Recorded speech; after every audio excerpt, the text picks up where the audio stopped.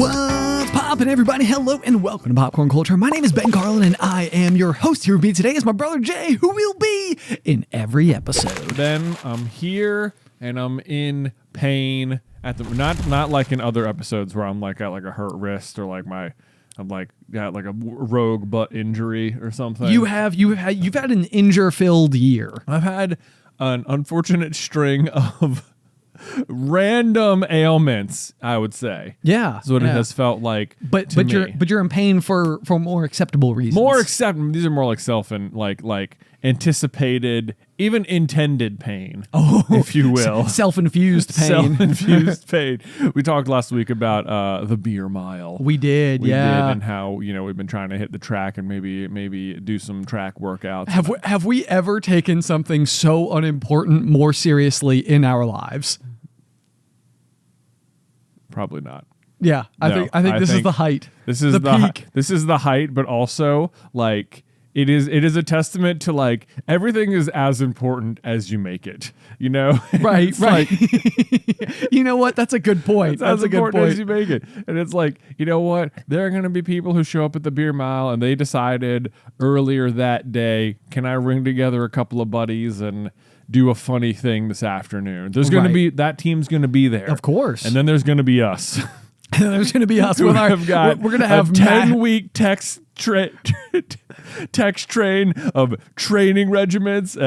Yeah, so the GMA chat right now, which I would say has been like a little bit quiet here and late, has been totally revitalized. And it's literally just each of us being like, okay, I did something this morning, or like, okay, I just drank another. So we have, like, here at the office, we just have solo cups everywhere, like red solo cups from like I think they were literally from like our New Year's party or something like that from like a long time ago. They were like up in the cupboard. We pulled them down and we've just got them like labeled, and we've all been drinking out of the same solo cups now for like a couple of weeks and recording all of our various times. And it occurred to me over the weekend, we hired somebody to come in and do like cleaning here at the office on the weekends and stuff while we're not here, and she was like all done on Saturday or Sunday or whatever, and I was like, I'm really sorry about the red solo cups everywhere. We're doing this thing, and I was like, I feel like I wouldn't normally have to explain so much to the person who is just coming in to do this cleaning, who I otherwise don't have any personal relationship with at all. But I was like, I feel like I owe you an explanation, like because if you were to come into that and it's just like there's like red solo cups all over the place, it's like, what are they doing? And it's like if it was me, I'd be like, I gotta know. I think I would enjoy so much her just like having no idea. I know, yeah. Just like what are they? What, like I don't know what's happening in this place, but every week when I come in, there's something else odd that has been left. It's not like they're not using them. It's not that they just didn't clean them up for another week. Like they're clearly in use. Yes, yeah. But it's the same cups. Yeah. Mine says B dog. Yeah. Mine says J dog. Nice. Yeah. It's gonna be good. Once upon a time when I was working at the concert venue, nice bingo. I had some interns, and they were there were these two interns that always come in at the same time, like the same schedule, and they went to different schools, but they were like super buddy when they were there, and one of them was on the phone with the other one day, and they referred to me as J-Dog to the other person. Oh. And it was like clear that they had like, this was like a nickname they had for me to each other. That is hilarious. I was like, did you just call me J-Dog? And they were like, what? Yes. No. Sorry. I was like, as if like they were like really caught in this like, what? I don't know how to respond. It's like, this is supposed to be a professional environment and I'm doing my internship for credit and I don't know what I'm supposed to do now. Meanwhile, I'm like, it's the best nickname ever. Yeah. Like, quietly, it's like, yes, J-Dog. Awesome, yes. This is, I can't wait to go home and tell my family about it. Guess what? Guess who showed up at work today? J-Dog. Yeah, it's things are going well. Anyway, so you're in pain. What are you I'm in pain from? Because this morning I hit the track for my latest workout. Yeah. And it was like, I was surprised. So it was a lengthier version of one I did last week, just like one more rep. But like when I finished that one last week, I thought like I was breathing so hard. I was like, I'm going to die. This is like, I felt just like bad, Oh yeah, Like, oh God, I'm really out of shape. But then today, kind of the same thing, except one more rep. And I was like, I felt so good because it felt so much better. Okay, it was good, good. I'm still tired, and like my legs have been burning since I left the track, and I'm sure tomorrow's going to be worse. But whilst I was out there doing the run, like feeling my legs like move just a little bit faster and like not feeling like I was going to absolutely die, I was like, oh man, okay, this is good. It's good. Like it felt good. You could feel the progress, however slight it was. But then at the same rate, like I was running, the distance I was doing was like 250. Okay, yeah, So, 250 meters. 250 meters. And I think like one of my times for it was like 53 seconds or something. Okay. And I was like, oh man, that was good. That was like a faster one. But then I was thinking back to my days in high school track when my fastest 400 ever was 53 seconds. I was going to say, yeah. Boy, there is a version of myself that was a solid 150 meters ahead of me just now. That is unbelievable. Man, that is wild. That is wild. So, that is like still humbling in a way. I know. Just like, man, it is different, but it felt good. So it is. I am in pain, but it's okay.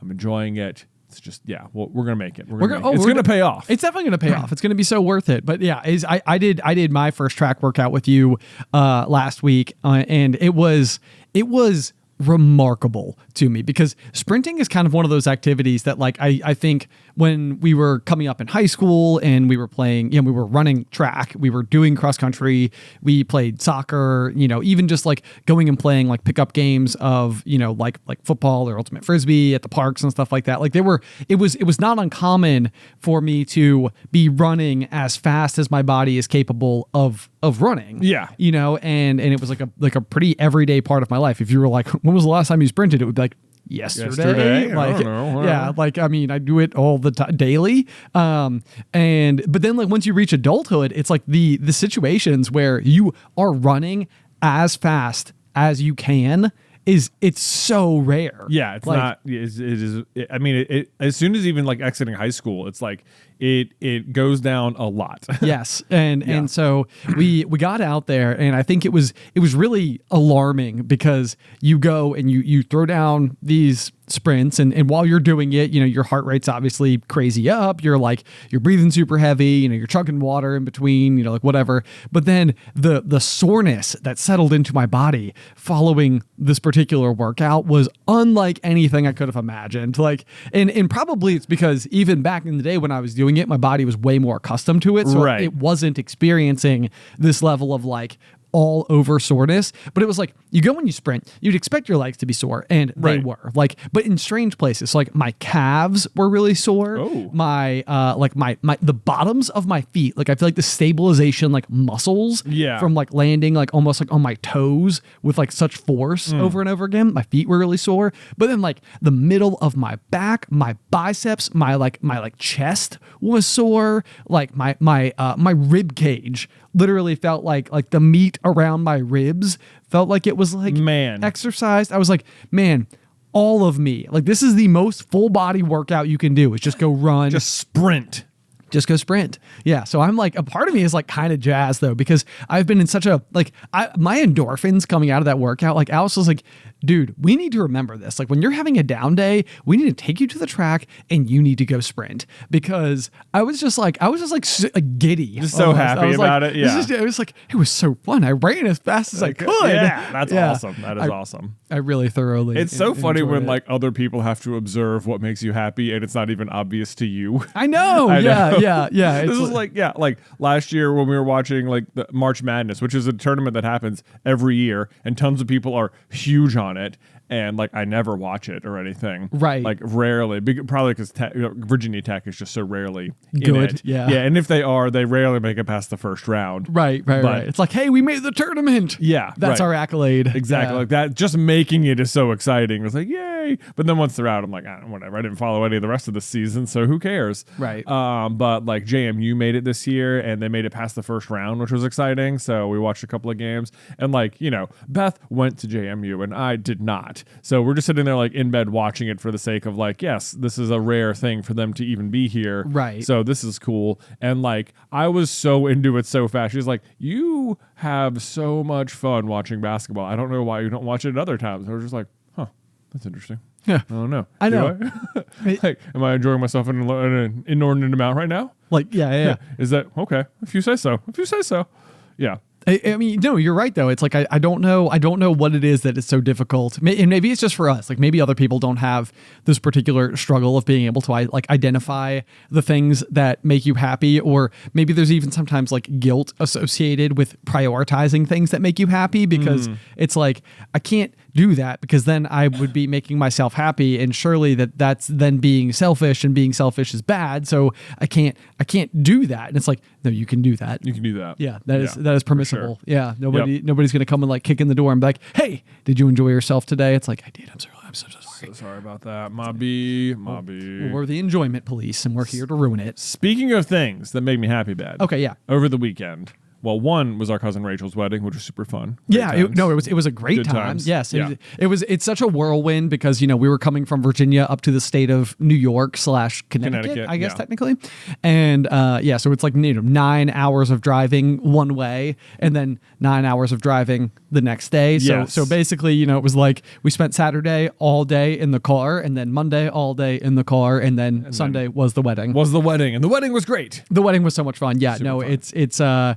It was really just neat to be amongst all of the festivities. There's something really nice also about going to a wedding where you don't have any like active responsibilities, like in terms of like, you know, being in. Like I always think it's so fun being in the wedding because then it's like, well, now I'm a part of it. Like I'm like one of the important people of the evening. Yeah. But then on the flip side, it was like, this is great. We get to go and like, you know, grab one of the drinks when you walk in and have hors d'oeuvres and dance and talk to people. And, yeah. Low pressure situation. Very good time. It was Very good great. time. Yeah. So congratulations to Rachel and Ian. Yes. But let's see. But the other thing that was happening across the country was D23. D23, which you and I tried to get tickets to. We sure did. Yeah. And had it not been for Rachel's wedding, we probably would have gone. We probably would have been there. Yeah. Yes. Yeah. Which is okay though. Which is okay. Yeah. We were able to. Super fun. We were able to read the updates elsewhere. Yeah. So you know what? Instagram's pretty good at this exact thing. But man, did they announce a bunch of stuff at D23. There is a lot going on from the Walt Disney Company at the moment.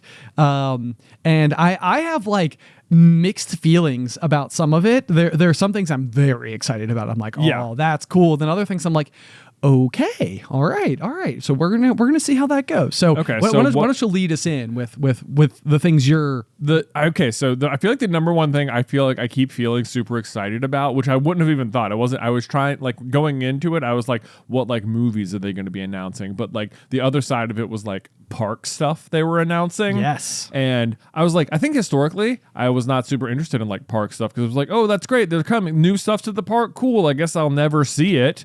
You know. Yeah, you know, it's funny because you're exactly right. Like the parks are either something you have a very intimate relationship with, or they don't matter at all because you're not going. Right, because you're not going. Yeah. So but you know what? We go pretty frequently these days. We do. We are Disney Vacation Club members. We are Disney Vacation Club members, so we will be there and we will see the things. We will. Yeah. So I am excited for the park announcements. The big one to me, there was a bunch, was that they're making a new Villains Land at Magic Kingdom. They're adding a whole new land to Magic Kingdom. That's huge. I know. Huge. Yes, yeah. It's like the various lands of Magic Kingdom have they feel like fixtures. They feel like staples. They feel like unchangeable, you know. And so the idea of including a new one entirely is like it feels like it shouldn't be allowed, but also at the same rate, it's like, why would it not be allowed? Yeah, do that. That's a great idea. Because like Magic Kingdom is such an interesting one, especially because so many of the things there like were like they're building at Disney World and they're not basing everything on existing like IPs and stuff like that. It's just like at Disney World there will be Pirates of the Caribbean, and it's like that today is a big movie franchise, but that franchise is based on the ride.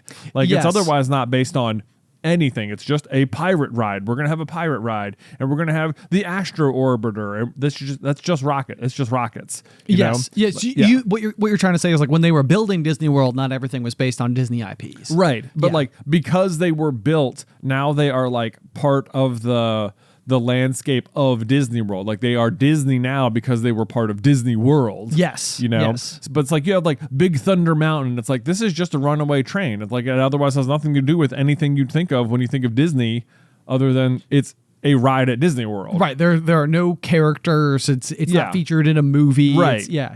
You're right. It's just there. And they have a Big Thunder Mountain at, every park. Yeah. That's something that like the one we went to Disneyland Paris, for example, it was like one of the best rides there. It was amazing. Yeah. So, and it's like you can't imagine, like they could never take down Thunder Mountain.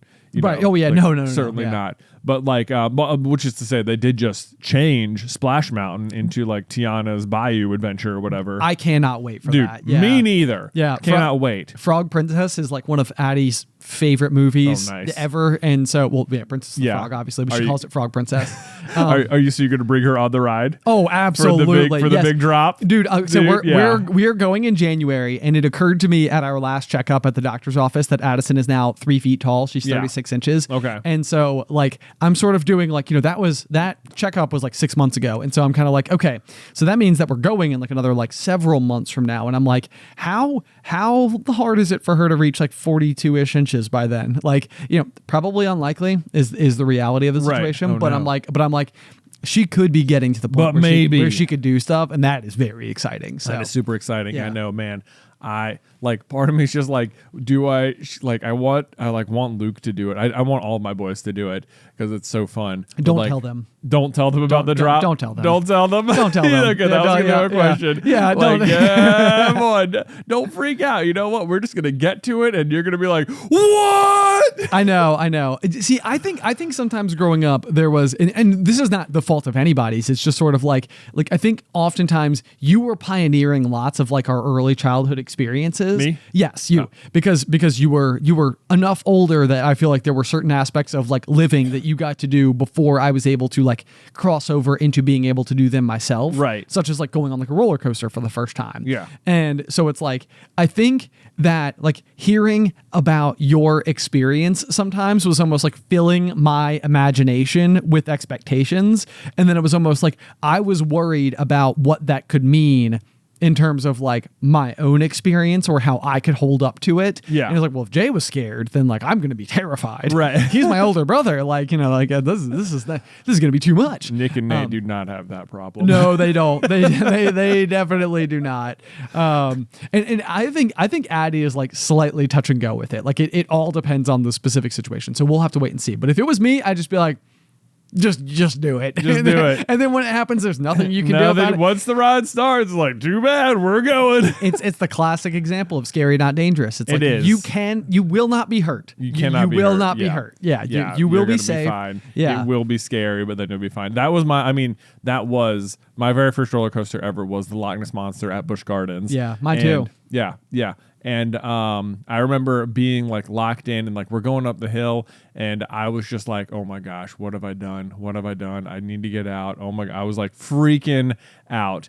And they like, if you've ever been on the Loch Ness Monster, there's a big drop right at the start. Then you come up a hill, then you go around the turn, and then you go down another hill, and you go like through the first loop or whatever. Yep. And we were coming up on the loop, and I was just like certain I was about to die. Like certain, like I can't do it. I'm not going to survive. What is about to happen to me? Right. Like I don't know. And I remember coming out of the loop and like somewhere in the middle of the loop, every single thought in my head did a complete 180, and I was just like, that was the best thing ever. And it's just like, that was it. I will go on every roller coaster ever from now on. I love it. This is the best. Yes. But like there was like that moment, that loop. So it's like, I so hope they never get rid of the Loch Ness Monster because it was like that. It will always have like such a moment in my history. Oh yeah, no, definitely. Yeah. It's just glorious. And I Yeah. think maybe they renovated it or something. I think they did. So like when you're in the tunnel, it's actually like stuff to see rather than just sort of like vague dark lights. Yeah. How about that? Yay, Loch sponsor. We should go back to Busch Gardens. It's like really close to us. I know. Yeah, I don't know why we're not going there. Anyway, so we'll continue though. So back to D23. But D23, Villains Land, so excited. And I've seen some concept artwork they put out for it. But here is my main, and I don't mean you were talking about this, is like to me. Villains Land, like you think of all the big Disney villains, you got like Jafar and Ursula and Scar and Maleficent, and I've heard of all I want at Villains Land is like, this is your opportunity, Disney. Do not drop the ball. You have to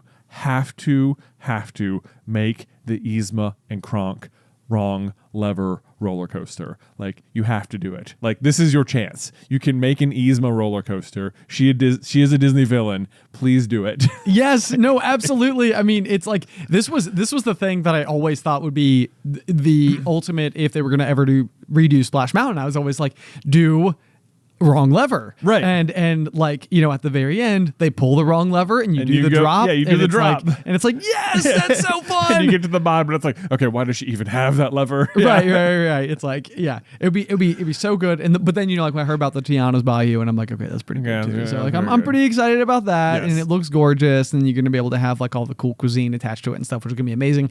But I do feel like you're right. It's like there is literally an in-universe villain who has a roller coaster. And it's like, if you don't use that, then what why? What are you doing? Then what why? are you doing? Yeah. And yes, because you could have, I mean, look, you can even, this like, I know when you think of Disney villains, they're like big and over the top, and like Kronk and Yzma are like the silliest ones out there. Yes, they absolutely are. And they don't necessarily fit like the big super scary vibe, but like you could have like the meat hut from Emperor's New Groove. You could have them serving Kronk spinach puffs. Yes. You know? Like, yes. You could have one of the specialty drinks be the poison for Cusco. The poison chosen specifically to kill Cusco. Cusco's poison. And it has to say that entire thing on the menu. Like just like the comically long description. Like, and it's just a bright pink drink. It's just a bright pink drink. Like, you please do these things. Like, I'm so, like, to me it's like, Villain's World? You mean Emperor's New Groove Land? It's clearly what we That's want. what I'm hearing. That's what I'm hearing. It's like, I don't see how they get around. Like, I'm going to be so disappointed if that's not part of it. And that is my main hope, which is like, they said there will be 2 coasters. So there's 2 opportunities. You can burn one on Yzma's wrong lever roller coaster. Okay. Easily. You can do it. Easily. Easily. Okay? Easily. Nailed it. Yes. Nailed it. I know. Yeah. Okay. So that's big announcement number uno. Big one. Then they're having, I think there's going to be a new Cars ride as part of Frontierland. Okay. Yep. That'll certainly be a lot of fun. I mean, you've got the whole like Route 66, the desert. I can see where that would totally fit. Yeah, it totally fits in. There's a piece of me, and I can't tell if this is a hot take, and it's like, it embarrasses me that we are Disney Vacation Club members and like kind of like Disney people and don't know the name of the like track car ride that does exist at Disney World, because it's like one of the classics, but it's a very neat concept, because I remember as a kid the idea of being able to like drive a car was like the ultimate. Yeah. And that is like what that car ride does. And if you've never been, basically you go and you get into a car, and you as the child are allowed to like press the gas pedal and like steer. Yeah. Big air quotes around steer though, because there's a giant metal fence in between like the wheels. The axle. The axle, yeah. So you can go like back and forth like a foot. Yeah. And the cars move painstakingly slow. The line takes forever. Yeah. And even as a kid who was like doing it like, you know, as like a 9-year-old or something, maybe I was too old for it at that point in time, but like even then I was like, this is kind of boring, and I really wanted to do it. Dude, I know, like because you're walking around the park and you can see the go-kart track for like in tons of places, and you're like, gotta go do that. Yeah. And I think at that point, by the time we had gone to Disney World, we had been to like all of those go-kart places at Myrtle Beach. You're right. Yeah, where you get to like drive the car. Where it is like go-karts. Yes. And it's like, we were younger, that clearly, like, you know, when we went there, we were younger, and it's like littler kids are allowed to do crazier things at other places. Right. And then you get here and it was like, this was not worth waiting in line for. No. And especially because it took well over an hour to get to do it. So yeah, if you replace that with like a test track-esque, you know, kind of like with like a drift, like Doc Hudson. Oh my gosh, yes, right? they gotta do that. They gotta have like a big drift section. Got to. I mean, that feels, especially if they were to use, I won't even, it's like I don't even want to say it because there's a spoiler involved, but like. You mean like on the back of the car? Oh, I get it. The spoiler involved because cars have spoilers. Yes. Wow, that was really good. That was good.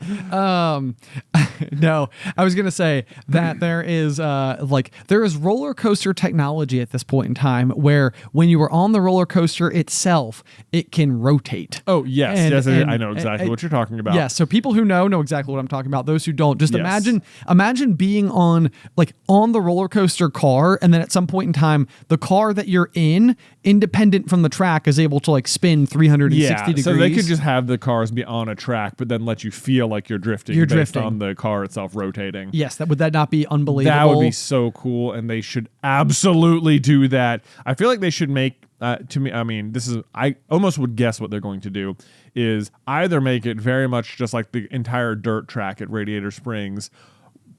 Oh, excuse me. Wow, nice. Sorry, we've had a lot of water today as part of our beer mile training. Yeah. We people are like, as if that's an acceptable. As if that's an acceptable reason. Yeah. Or it'll be like the first race at the World Grand Prix in Cars 2, where they have to go through like some highway sections, some racetrack sections, and some dirt track sections. I have to imagine it's going to be the Radiator Springs dirt track, and you'll have like all the various characters on the sidelines like shouting stuff at you. Because that just fits into Frontierland anyway. Perfectly. It's got the rock, and I mean that's Lightning's whole thing is the dirt track stuff. So yes, for sure.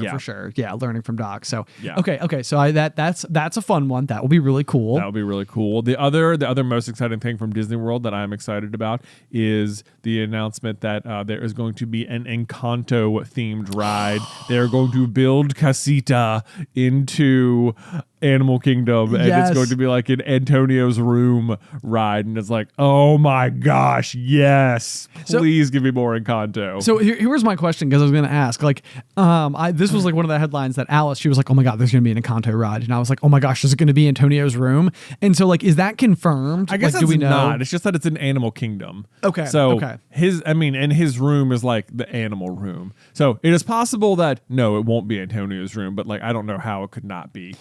That's almost like one of those things where you have to wonder a little bit if Disney knew that they wanted to do something like that, because like Antonio's ability to speak to animals in terms of like what it offers the rest of the house doesn't feel overwhelmingly useful, and he's not he's an important character to Mirabelle inside of the movie Encanto, but like more symbolically than anything else. Like it's the way that that like Mirabelle connects with the other members of the house in a way that the others maybe are not as focused on, because they're also focused on their abilities and stuff. Yeah, and it's like her demonstrating that like family comes first, is because he wants to like hold her hand when he goes to the door and stuff.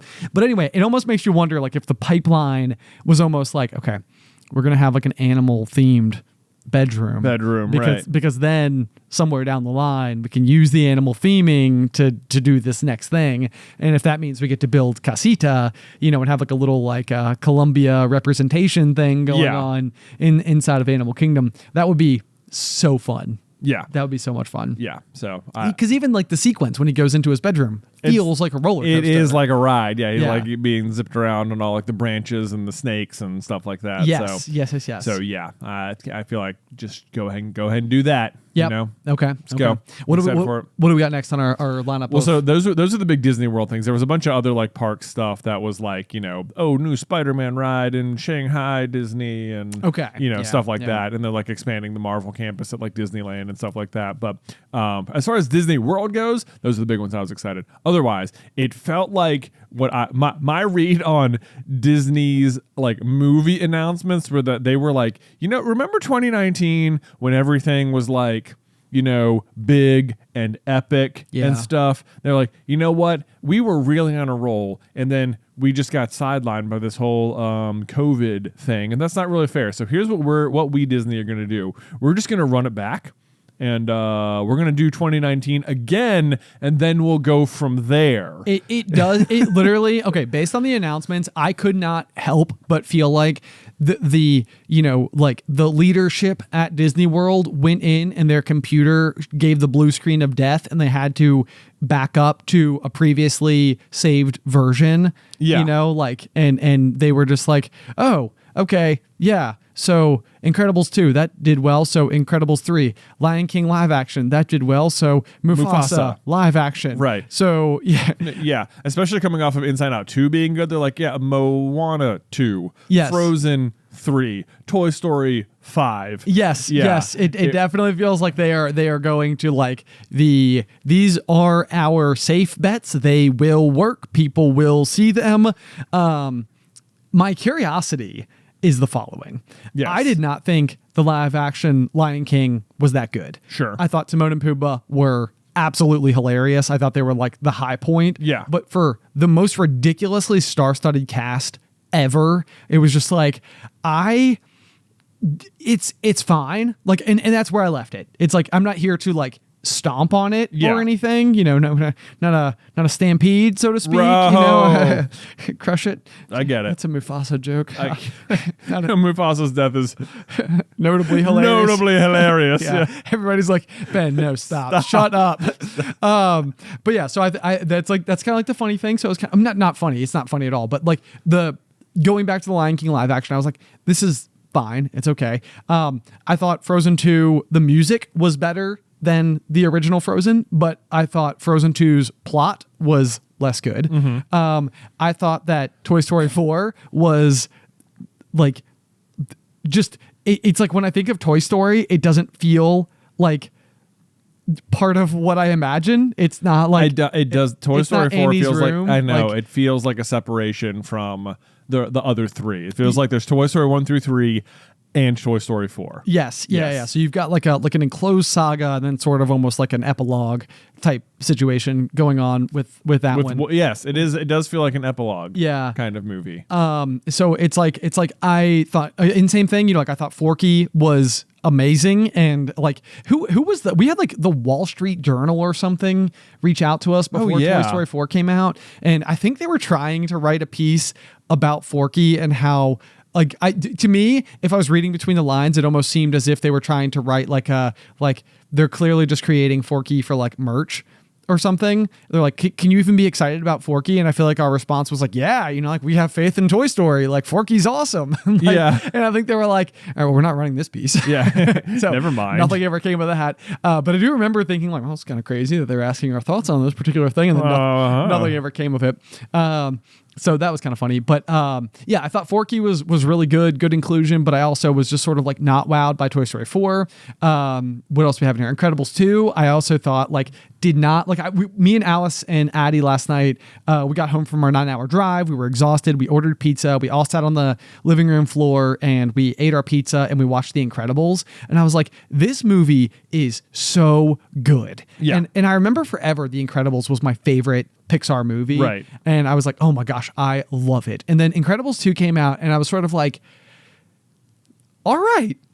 Like, yeah, sort of like, it lowered Incredibles 1 for you. It lowered Incredibles 1 for me. Yeah, like a little bit. But like last night I was watching Incredibles 1 and I super enjoyed it. So what's fascinating to me though is that like of all of the announcements that are coming out, I can't help but feel like what Disney was doing was going for the easy play. Like they were like, these are franchises that we know to work. But I go back to all of the most recent installments of each of those various franchises, and I'm like, I didn't personally, as someone who loves Disney, I'm like, I didn't personally love any of them. Like none of them were like my new favorite from those franchises right at all. With the exception of the music from Frozen 2, I would say is like God tier. Right. Like, it's so good. It's really good. Yeah. Yeah. And that's, so I'm like the music in Frozen 3 is like, so far they've knocked it out of the park both times with the Frozen music. So yes. But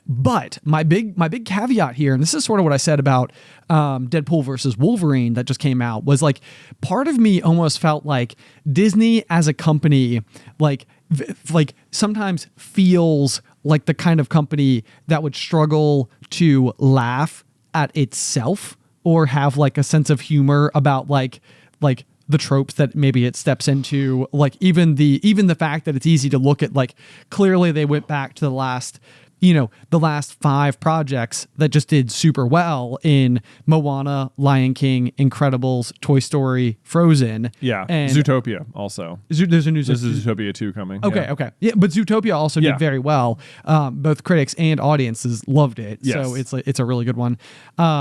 But the point is that it's like there's a piece of me that actually thinks that somehow Deadpool versus Wolverine is giving me faith that all of these like now even one further too far sequels that nobody asked for might actually somehow end up being spectacular. Right. Because it's going to be this idea of like it's almost as if like they heard and they were like there's a piece of me that thinks that they're going to be like, okay, we're going to give you what you wanted in the first place, but this time. Right, but this time. Yeah, so you think like you feel like Deadpool and Wolverine is like a pivot point for Disney? I almost think overall? It's a pivot point, yeah. because it was very, very, very self-aware about Disney, about the MCU, about like, it's like, I think at one point in time, Deadpool literally like talks to Logan and he just says like, you're kind of coming in at a rough moment. Like, yeah, right. You know, like it's like entering in a rough time. Yeah.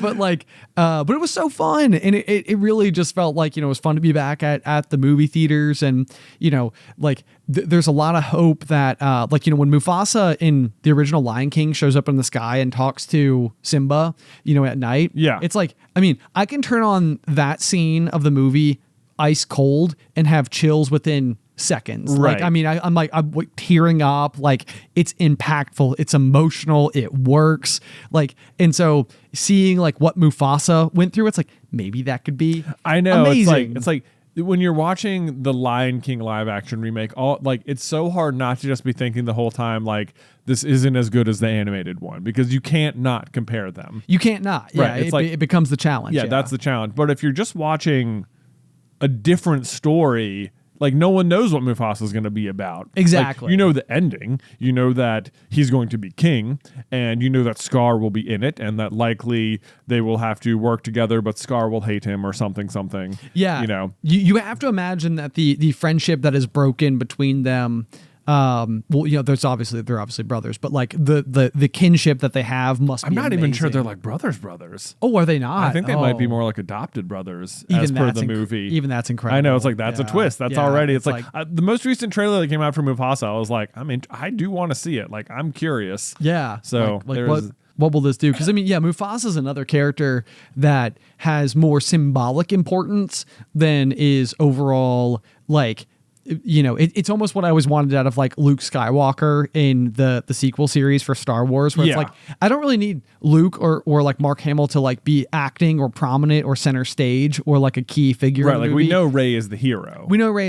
I want Luke to be important because anything that like we've known Luke for so long, he's so important to our knowledge about the Star Wars like history and lore. It's like all I need is for Luke. Like Luke's lightsaber is now meaningful. It has more power. It has some I don't know how or why or if it can guide a Jedi because Luke's goodness was ingrained into it. It's like he's an idea more than a character to me as of the sequel series. Yeah. Because that book is closed and now we're almost like in a new saga altogether. But then Toy Story 5 is probably the one that it's like, please, it has to come back to Andy. It really has to. It needs to. Like it's like we tried it. That was good. Yeah. Toy Story 4, you were all right.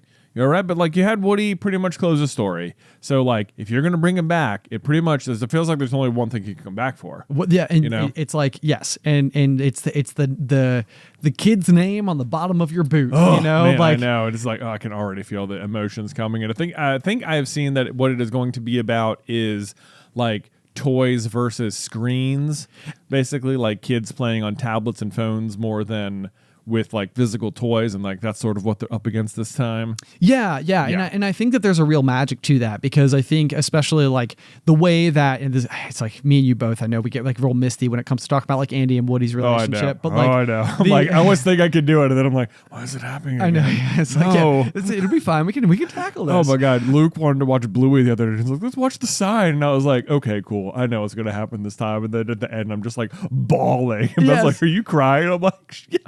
It's not my fault. I'm sorry. But the way that Andy interacts with Woody, the way that he plays with his toys, the way that the like imagination is coming out, like even the fact that like Woody and Buzz and all of his toys seem to like, you know, like if all kids' toys comes to life, like it almost feels like his do to a level that is even heightened because I know, right? Yeah. Because he's playing with them with such intention, with such meaning. Right. He's like really imbuing them with more personality. Exactly. Yes. Right. Because it's almost like they can only have as much depth as like the child has granted them, and they have a huge amount of depth. Right. And so it's like the obvious underlying sentiment to me, the narrative to the string to pull on, like has to be something along those lines, where it's like this idea of playing with your tablet, like that is people who have been very creative and clever, who have created nice, colorful, bright images and fun characters to deliver to you. With the irony, there's a little bit of meta nature to this because that is what Toy Story is to us as well. Yeah, right. We watch it on screen. However, the difference would almost be like, I can imagine a world where like Andy is watching his own child be distracted by a screen instead of exploring their imagination through the toys, and what ultimately ends up happening is they have to go and, you know, the other toys go on the hunt for Woody because Woody is the only one who can help Andy show his child Andy. Oh, most likely. Name him Andy? I mean, no. Can you imagine? Like, but I can imagine it being like Andy short for like Andriana or something. Or, you sure, know? yeah, like it's a girl. It's a girl, yeah. So it's like the new wave Andy, but Andy Jr. Andy Jr. Yeah. And the thing though is that, like, you know, it's the return of Woody that helps Andy himself remember how he played with toys, which he can then pass on. And like, you know, we've watched Andy hand with hesitance Woody to Bonnie, and this time would be like handing Woody to his Andy with like love. I know. And it's like there's going to be some weird, it's interesting that it's going to be about screens too, because you can see Andy being a good mechanism for this exact thing, because of now the movie Lightyear is out, and like that opens with like Andy watched this movie, and that's like why he loved the Buzz Lightyear toy, but it's like that was like watching a screen and then playing with the toys, you know, so it's like there was like a like start here, go there even for Andy, but then like it seems like what they're, you know, like where will that line be drawn? Like, will you get to see Lightyear in the Toy Story universe too? Oh, that'd be kind of interesting. Like, my old movies or something. You know? Right, that'd be so interesting. I know. Yeah, it's like that would be a great like Deadpool and Wolverine for Buzz to watch the movie and be like just make fun of it. You know, that would be so good. Like, it seems like Lightyear is just not well liked amongst the Pixar fandom. Which I think is ridiculous. That was funny. Yeah, I feel like we have like little moments from that movie. I mean, it's certainly not the one I'm going home and like watching all the time, but I thought Socks was amazing. Yeah. There could totally be what they could do is they could have him pick up like Lightyear and like Lightyear 2 or something, you know. Wait, Lightyear and Lightyear 2. In Toy Story 5, you see like one of the characters handling like a sequel series. Yes. Like, holding the physical like Lightyear 2 tape or something. That would be and good. You see like a trailer or something in the movie. You're like, yes. Wait, what was that? What was that? Yeah. I like it. Or even, if like adult Andy has a cat named Socks. Oh my gosh. He so would.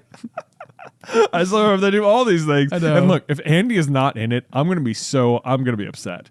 Like, you have to. It's like that is the. It's like, I mean, I know I've said it. This is once again, it's the same thing as Luke Skywalker. It's with Andy. It's like Andy's not the main character. He's not the main character. Like we don't need lots of Andy. What you need is what Andy represents to the toys. Right. Like we know that Andy matters above all else, and it's like if he needed their help, of course, it's like they would drop whatever they were doing, anything at all, any type of carnival work that they're undergoing. Yeah, you were off finding yourself for a while, Woody. Consider yourself found. You've been found, bro. Yeah. Stop being a lost toy. Be a found toy again. Right. Yeah. Go. Mm-hmm. That's the thing with Toy Story 4 that always kind of threw me, where it's like when you're trying to relate to narratives and stories, and it's like no, like Woody needs to go and have a life of his own, and it's like It's like when I think of, it's like when you think of people, it's like, yeah, they need to go and have a life of their own. They don't need to live in constant service of another person. It's like, obviously not. But when it comes to characters that are toys, right, it's like, no, their function is to be there for their humans. Maybe that's what Woody's going to have realized. Maybe so. It's like, I thought I wanted to be a lost toy, but it's not all I thought it was going to be. Right. Yeah. Yeah. Gotta get back to the Davis household. Let's go, Woody. That's his true meaning. You got another kid to raise here. I know. Your job's not done. Job's not done. Yeah. Job's not done, bro. Right. Yep. Anyway, all right. So those are the D23 announcements that I'm most familiar with so far. Okay. Yes. Same here. Same here. Yep. Those. But it's like, you're right. It's like going back. It's like it feels like they're doing the 2019, maybe even 2016 thing as well. It's like they're like Moana and Zootopia and Inside Out 2. Yep. From like 2016. Is that Zootopia 2016? I don't even know. It's in that time frame. It's in that frame. Yeah. And then you got all the 2019 stuff. And then even back at Comic-Con, they were like, and the Russo brothers are directing an Avengers movie. And Robert Downey Jr. is coming back. I know, which I think is going to be straight up fascinating. Yeah, they're just like, you know what? We were so there. We were about to just catapult, and then we stalled. So let's just rebuild the catapult and go again. It's just very much what it feels like to me. Yes, it does. Yep.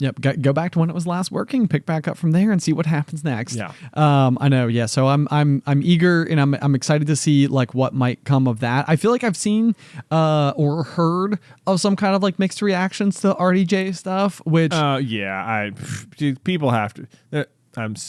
You're right. There have been mixed reactions. People are like, "What are you doing? Oh my gosh, lazy writing. Blah. Thought he was done." And like, shut up. I'm not here for you. Yeah. Like, I'm sorry.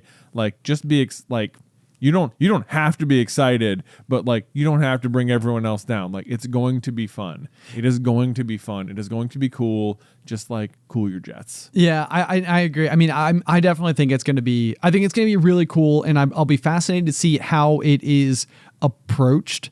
Because I guess historically the character that he's going to return as is like Victor Von Doom. Victor Von Doom, who that is like his name, not just an alias. That's the actual name is Victor Von Doom. Yeah, yes. It's like, can you imagine being in elementary school and be like, when we got Doom, Victor Von. No, that can't be right. Oh gosh. Okay, watch out for you. Yeah.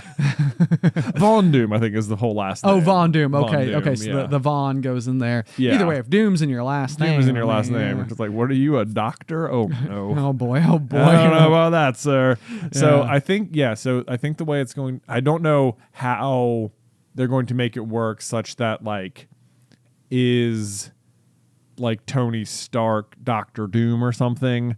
I don't think so. I think they are going to, because they're going to have the Fantastic Four movie, and I don't think that movie is going to take place in like the main Marvel universe, like 616 or whatever. Okay. That you're familiar with, because they've also announced that Galactus is going to be a villain, and that similar to like America Chavez, like there's only one Galactus, and he will be the Galactus that is present in every version of the multiverse or whatever. Okay. Which is sort of like, well then, but like it, which also creates its own ripple kind of problems, because you're like, well, but you just said Johnny, like Chris Evans, Johnny Storm was part of that same series of like universes, that was and it's like, and he fought a Galactus in Rise of the Silver Surfer. So what are you talking about? right. It better not be the fart cloud, okay? Oh boy. No, it won't be. They're gonna do Galactus right for sure. But so, if so facto, I think they are going to either escape their universe into ours, and then Galactus will like chase them there or something, and that'll be like why Galactus becomes a threat to our version of Earth. Yes. But then it's like I have heard like theories too that like Victor Von Doom will basically just like steal Tony's body or something as a way to like infiltrate the Avengers or something like that. Oh, that's and interesting. Like, it's like, oh, you're the smartest person here, or and he'll do something like that. That's me now. Yeah. Or he'll just look like different in a different universe, and that'll be that. Yeah, whatever they do for like the Chris Evans explanation feels like what they would apply to whatever this explanation is, which I feel like maybe even could be like like an essence type of situation where it's like this manifestation of humanoid in our universe was Tony Stark, and this manifestation of humanoid in this one is just Victor Von Doom. And right. They are like the same person, but they're not both Tony Stark. I mean, you're right. That's actually exactly a very good example. It's like, yes, that Chris Evans, the person who looked like Chris Evans in this universe was Captain America, and the person who looked like Chris Evans over there was Johnny Storm. Right. Yeah. So it's like they will manifest, they will appear, they will be. Right. However, what they will be is open to exactly like whatever that universe dictates. So yeah. So lots of fascinating potential future stuff for Disney, and it does feel a little bit like. If it was me, at least, I feel like the stakes would be kind of high for what comes, in this next wave. It does seem, yeah. But I do think the one good thing is it seems like audiences seem to be getting their appetite back for the fun. Like I almost feel like there was like there was an era there where I don't know. I kept wondering whether or not like sort of following the pandemic we would like fall into like a roaring 20s, repeat type situation where it's almost just like, you know what, we were all really serious, everything was really intense for a minute there was a lot of like reason, and there still is, I mean, the world is the world, but like, it's almost like people need to just kind of have fun, like we need to be laughing, we need to be crying, but like it needs to be hopefully maybe potentially in ways that bring us together right at the movie theater. And but it does feel like you gotta stick the landings on these a little bit. And I mean hopefully they will.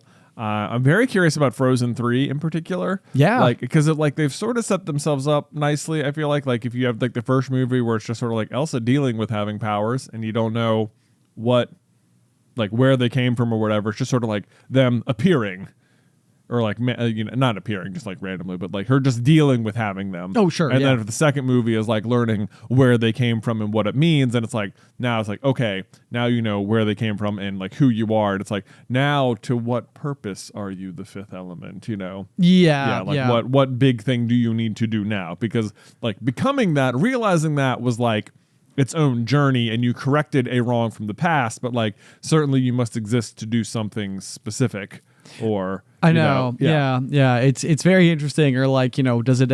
I mean, my mind is like spinning in like a multitude of different ways. But like, part of me, one of the big things that I keep coming back to with Frozen 2 is that Elsa does just die at the end of Frozen 2. Like it's left very ambiguous. She's kind of got like a Gandalf the White. Yeah, she has a real Gandalf the White moment. Like return saving situation, but then she also like sort of like runs off into the sunset, so to speak. Yeah. And like Anna is Queen of Arendelle, and it's kind of seems like the Northuldren people know that Elsa is still there, but they're also like they are very connected to the spirits, and like Gale, for example, is a spirit but not a person, and so it's like, is Elsa's existence like that, where it's like she is the fifth spirit but not Elsa the human anymore? It's so hard to know. Like is she a human and a spirit? Is she just a spirit? Right. Yeah. I don't know. I feel like she's still human. Okay. Yeah. Okay. I think so. Or like, is there a like Wreck-It Ralph breaks the internet type of situation where like there's a team up, and like there's a piece of me that's like imagining like getting to the end if they want to stick some landings here, Ben. You gotta. They can. If they want to bridge like Moana and Frozen together, I'm here for it. Or can you imagine like getting to the end of the Frozen 3 trailer and like a hooded figure like steps out of the shadows, pulls it down, and it's the blonde long hair of Rapunzel. Oh my gosh! I know. It's like, yep. Heard you guys needed help. I know, dude. Because she was in the first one, sort of briefly as an Easter egg, but canonically they exist in the same universe. Yes. Right. Canonically, so let's. I'm there for it. Okay, here's another rapid fire one for you. Moana 2, trailers out. Little sister confirmed. Yeah. Does that mean that Moana dies? Yeah, that was literally my knee-jerk reaction. I was like, does this mean Moana's gonna die? Because like it seems like a huge aspect of Moana. Here's the thing. I think she will either die or leave the island. I think more likely she just leaves the island because it would be sad if she dies. It would be sad if she dies. But I think they she are could, still kids' movies. But I think she could die, but then also, like, if she dies, I think she could sacrifice herself, but I think she will come back. She's going to sacrifice herself. Yeah, I know, exactly. I think she will sacrifice herself in some way, but it will end with her then either also being like a demigod, like Maui or something, or maybe even bigger, maybe more like Te Fiti level, like she's just a straight up goddess or something. Yeah, by the end, or she just leaves the island and is just now. Good thing I had a sister to be the next chief, because I'm out sailing. This is just the new line. We had the Disney princesses, and now we're gonna have the Disney goddesses. Exactly. And we'll have Elsa and Moana, and they'll both be goddesses. And Rapunzel, if you watch the Tangled the series, is like not, you know. Okay. So see, we got some building blocks we're working with. But yeah, I think I mean the other thing is we know that, like, you know, from the original Moana movie, that Te Fiti has the ability to like create life, and so it's like there I could definitely see a world where whatever Moana needs to do is happens, but then Te Fiti has the ability to like restore. Te Fiti's also the one who gives Maui his second hook. Yep. So there certainly seems like there's some significant abilities attached to her as an entity. But yeah, you're right. Like, we've definitely been introduced to a lot of that. A lot of the themes about the first Moana movie dealt with like sort of her decision to either, you know, follow the beat of her tribe's drum and, you know, continue on her course towards becoming the next chief of Motunui, or like going and following her heart and, you know, sort of sailing, you know, the ocean, which obviously she sort of ends up finding a way to do both. We get the beautiful scene at the end of the original Moana with the shell up on top, you know, of the mountain, meaning that she has like been able to go and see the world and, you know, kind of restore this idea of wayfinding to her people, while also then, you know, ending by apparently taking a mantle position. But the inclusion of the sister definitely also feels a little bit like, give Moana a way out. Is there a way out? It like, what is the role that's happening there? Because it doesn't look like little sister is coming on the adventure. Right, or anything, you know. Pua is. They are being, that's more self-awareness, though. That is more self-awareness. They are being very self-aware about Pua, where in the trailer, she was like, I thought you wanted to come this time. And then Maui's like, how come you didn't bring the pig last time? Like, Hima says it to the camera. I know, yeah. It's like, yes, exactly, though. Dude, I swear, I mean, these are the moments where I'm like, I'm trying not to, like, pat ourselves on the back too much, but, like, if you go back and watch any of our, like, Moana theories from, like, right after it came out, we were like, what was up with Hey, why not Pua? Yeah. Like, it was like, I think we included it like in every video. Yeah. Like, did we get through? Did we make this difference happen? Right. Like, is there like man, they wanted more Pua? I know. Yeah. Did we sway enough public opinion?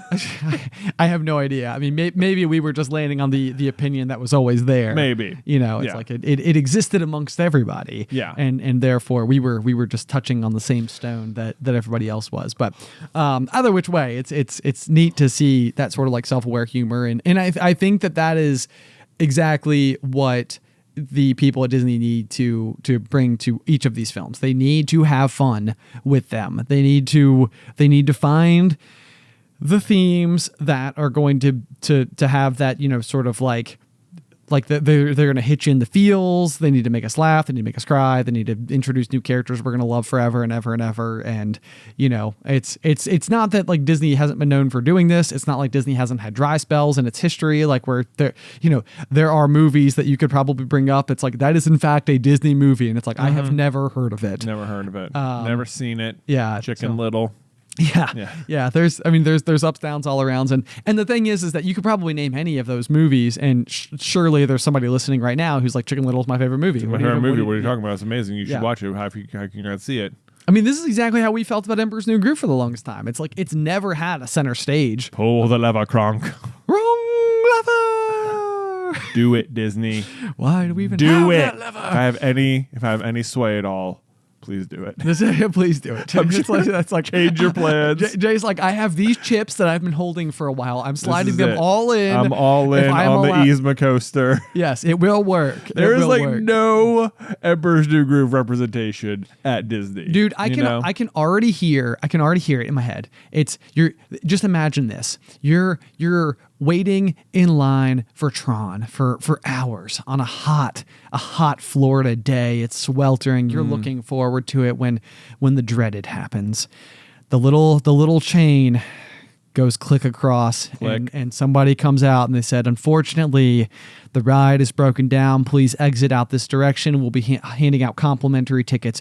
You walk through with just an absolute gas of disappointment, raining despair through the sweat droplets that are trickling down the sides of your face. It's like I'm there. You get up to the person. They're like, okay, hold out your magic band. We're going to give you a free fast pass. It's available for everything except for these rides. They'll list all the rides, including Isma's coaster. I know, and you'll be like, no. Yeah, I know. They're going to be like, oh, it's like I got a free fast pass and I can't use it on Isma's wrong lever. I know. It's like that's going to be the moment, but it's also because that's the thing. It's like they never let you use the free fast pass on anything. It's like really, really good. Yeah, and that's how good it will be. Right, because you can't use your fast pass. You can't use fast pass on the wrong lever. Yeah. There you go. You know what? But here's the thing, though. It's like you could think of it as like you could go coaster, and I would prefer coaster. However, there's the drop. We have Tower of Terror. We have a drop ride. But you could make one of those like launch you into the airy type of like wrong lever things. Sure. But yeah, one of those uppy downies. Right? You think it could be an uppy downy? I don't think it'll be an uppy downy. I think it'll be like a roller coaster. I think it'll be a roller coaster. What do you think the other ride? What would your other pitch for a villain roller coaster be? Like, could you do like? Part of me, I'm trying to think like what exists that they could like base it on. A part of me thinks like Escaping the Cave of Wonders or something. Okay, could be a thing. That's like a carpet ride. You know? But that feels very like Aladdin. Yeah, like that feels. That doesn't feel like Jafar. It doesn't feel Jafar to me. Yeah. No, definitely not. Okay, so I'm trying to think of like something Ursula related, and that. Or like Scar or something. Scar, yeah, yeah. I mean, you couldn't go wrong with oh my gosh, what a Scar song. Why Be Prepared? Be Prepared. Yeah. Something to do with like Be Prepared, because that feels like one of the most iconic villain songs. Feels like you could be like down in the Stampede, you know? Oh, right? Yeah. Scary. Yep. Scar's Revenge. I feel like, you could totally just have it like, I know I could definitely see that. That would be so cool. Yeah. That would be so cool. Okay. That'd be crazy. That's a good one. Who else is an iconic Disney It'd be like villain? Maleficent something. Sure, just big green dragon scary thing. Right. I mean, big dragons. That's passable. Yep, it's enjoyable. The other thing I think is gonna be cool about this land is almost no doubt like you will be able to go and do meet and greets with the villains, which I know. I think you can normally only do during Halloween. I think so.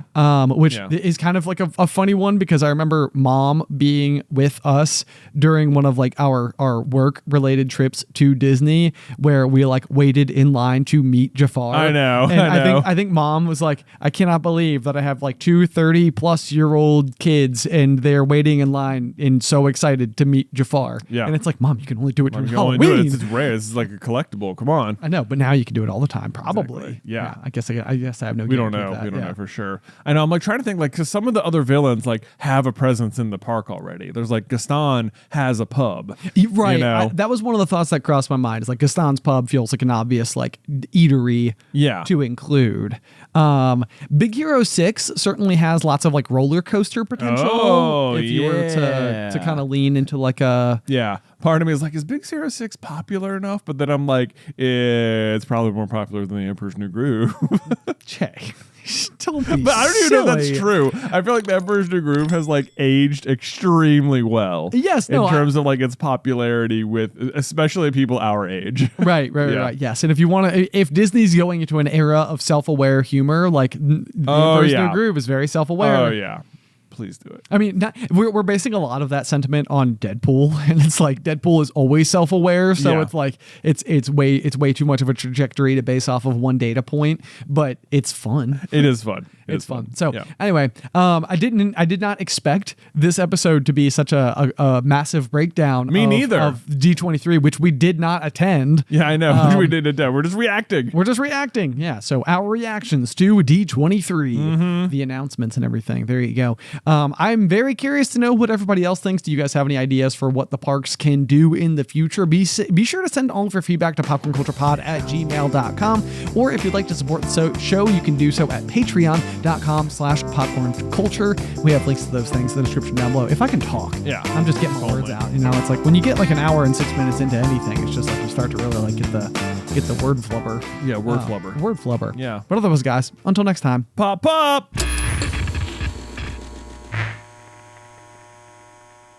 Today's episode was edited by Isybelle Christley. Vaishon Brandon does our art. Catherine Stein is our production manager, and the show is hosted by me and Jonathan Carlin.